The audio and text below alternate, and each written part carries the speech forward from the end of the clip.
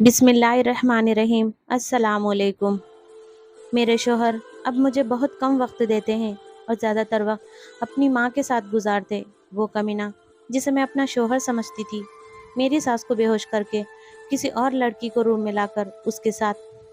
میں نے ان دونوں کو کئی بار ایک ساتھ بستر پر دیکھا۔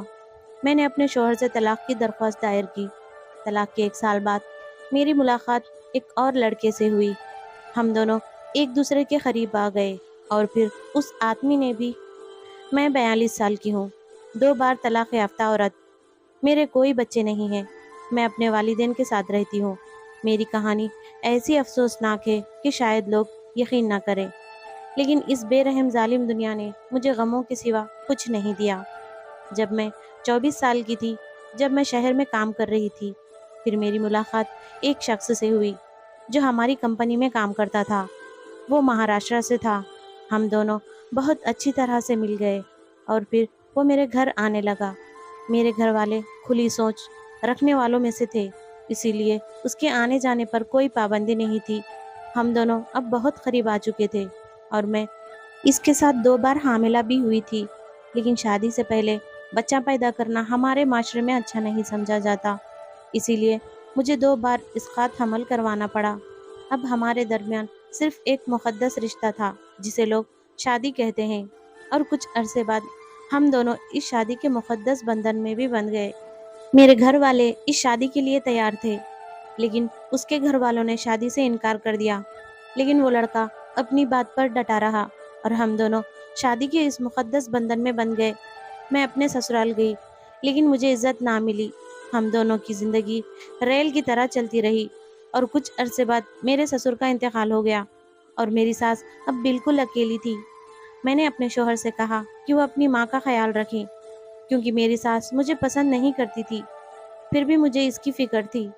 اب میرے شوہر اپنا زیادہ تر وقت اپنی ماں کی دیکھ بھال میں گزار دیتے تاکہ وہ تنہا نہ ہو، اور اب وہ رات کو اپنی ماں کے ساتھ سونے لگتے۔ مجھے کوئی اعتراض نہیں تھا۔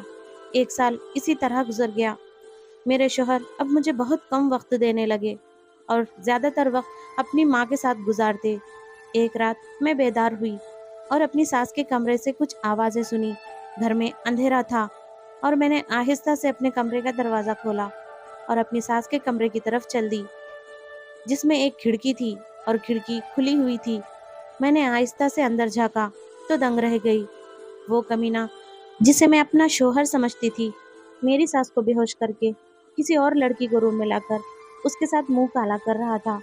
جب مجھے اس بات کا پتہ لگا کہ میرا شوہر یہ 1 سال سے کر رہا تھا، یہ سن کر دل ہی دل میں رو پڑی۔ میں اپنے کمرے میں واپس آ گئی۔ میں نے یہ بات کسی کو نہیں بتائی، یہ سوچ کر کہ میں اپنے شوہر کو سمجھا لوں گی، لیکن اس نے میرے ساتھ آنے سے انکار کر دیا۔ پھر میں نے ان دونوں کو کئی بار ایک ساتھ بستر پر دیکھا۔ میں نے 4 سال تک اپنے شوہر کا انتظار کیا، لیکن جب مجھے یقین ہو گیا کہ وہ میرے پاس نہیں آئے گا، میں نے اپنے شوہر سے طلاق کی درخواست دائر کی، جس میں نے ان دونوں کے درمیان کے تعلقات بیان کیے، لیکن عدالت مجھے اجازت نہیں دی۔ میں نے اپنی آنکھوں سے جو دیکھا تھا، لیکن کئی کوشش کے باوجود مجھے طلاق مل گیا۔ طلاق کے 1 سال بعد میری ملاقات ایک اور لڑکے سے ہوئی جو دہلی کا رہنے والا تھا، ایک پرائیویٹ کمپنی میں کام کرتا تھا۔ ہم ملتے رہے، وہ ایک اچھا آدمی تھا۔ ہم دونوں ایک دوسرے کے قریب آ گئے اور پھر اس آدمی نے دہلی ٹرانسفر کر لیا۔ ہم دونوں کے جسمانی تعلقات بھی تھے۔ اس آدمی نے دہلی آنے کے بعد مجھ سے رابطہ کرنا چھوڑ دیا۔ میں نے اسے بہت پکارا، لیکن وہ شاید جواب نہیں دینا چاہ رہا تھا۔ مجھے اس کے گھر کا پتہ معلوم تھا اور ایک دن میں اس کے گھر پہنچ گئی۔ اس کی والدہ اس کے گھر ملاقات کی اور سب کچھ بتایا۔ باتوں باتوں سے معلوم ہوا کہ لڑکا شادی شدہ تھا اور ایک بچے کا باپ بھی تھا۔ جیسے میرے پیروں تلے سے زمین نکل گئی ہو اور میں چونک گئی۔ شام کو اس لڑکے سے ملاقات ہوئی تو اس نے کہا وہ مجھے سب کچھ دے گا، جیسے گھر، گاڑی اور پیسہ، لیکن ہمارے درمیان کیا ہوا کسی کو مت بتانا۔ مجھے اور بھی حیرت ہوئی جب اس نے کہا کہ وہ اپنی بیوی اور بچے سے بہت پیار کرتا ہے اور چاہتا ہے کہ میں چھوڑ جاؤں۔ میں نے اپنا سامان باندھا اور اسی رات ایک ہوٹل میں چلی گئی۔ کچھ دن ہوٹل میں رہنے کے بعد اب میں نے دہلی میں رہنے کا فیصلہ کیا۔ کیونکہ اب مجھے اس لڑکے کو سبق سکھانا تھا۔ میری زندگی میں کچھ نہیں بچا تھا، سب نے مجھے گندی نظروں سے دیکھنا شروع کر دیا۔ اسی دوران میری ملاقات ایک خاتون سے ہوئی جو کاروبار میں تھی۔ میرا سب کچھ چھین لیا گیا تھا اور اب میرے پاس کھونے کو کچھ نہیں تھا، پیسے کی بھی کمی تھی، تو مجھے اس کاروباری عورت کا سہارا لینا پڑا اور اس نے مجھے کسی دوسری لڑکی کی طرح اپنے گاہکوں کے پاس بھیجنا شروع کر دیا۔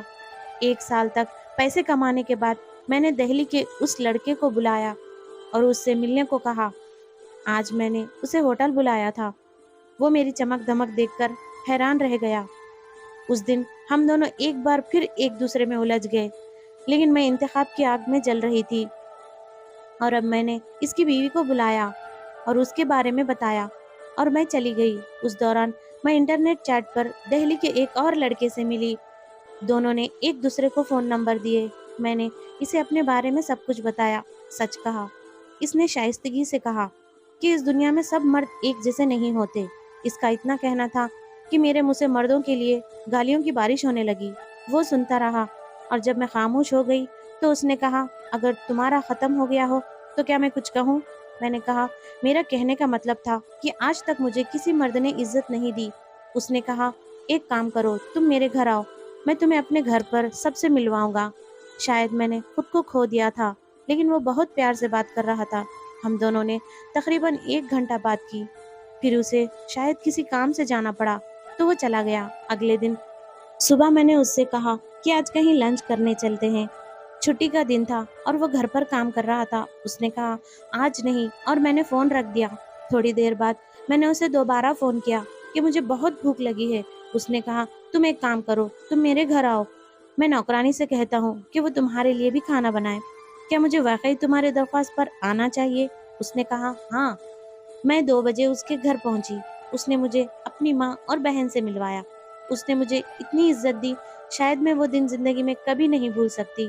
میں نے اس کی ماں کو سب کچھ بتایا۔ اس نے مجھے خدا پر بھروسہ کرنے کو کہا، سمجھایا اور تسلی دی۔ وہ دہلی جہاں مرد مجھے صرف ایک نظر سے دیکھتے تھے اور جنہوں نے مجھے اکیلے اپنے گھر بلانے کو ترجیح دی تھی، آج اس شخص نے مجھے وہ کر دکھایا جس کا میں نے کبھی خواب میں بھی نہیں دیکھا تھا۔ میں اس شخص سے صرف ایک بار ملی، اس کے گھر گئی، عزت ملی اور بس۔ سب مرد ایک جیسے ہوتے ہیں، شاید میں غلط تھی، اور آج بھی مجھے وہ شخص یاد ہے جس نے اس سنگ دل ظالم دنیا میں مجھ جیسی بد نصیب عورت کو انجانے میں عزت دی۔ Thanks for watching.